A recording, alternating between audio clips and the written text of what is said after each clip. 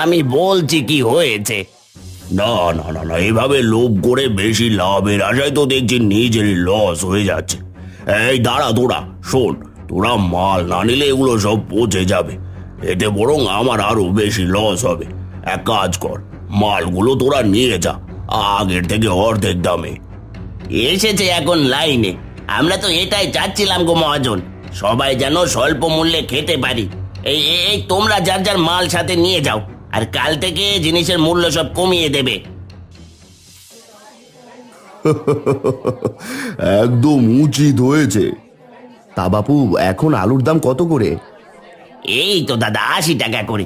এই না না, টুকু টুকু টুকু, মাত্র 30 টাকা করে দেবো নাকি গো?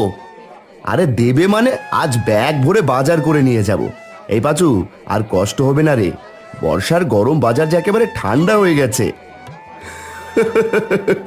দাদা যা বলেছো।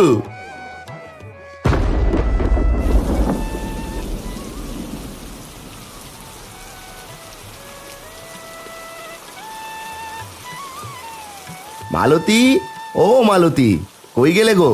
এই দেখো দেখো, আজ ব্যাগ ভরে বাজার নিয়ে এসেছি।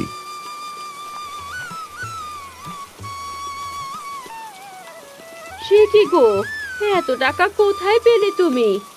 কষ্টের দিন যে পুরো গো, আবার সব ঠিক হয়ে গেছে। এবার যে সব আগের দামে পাবো। যাক, কাজের কাজ হলো বলো। কত কষ্টই না করলে সবাই মিলে। মা, এখন তাড়াতাড়ি রেঁধে দাও, বড্ড খিদে পেয়েছে।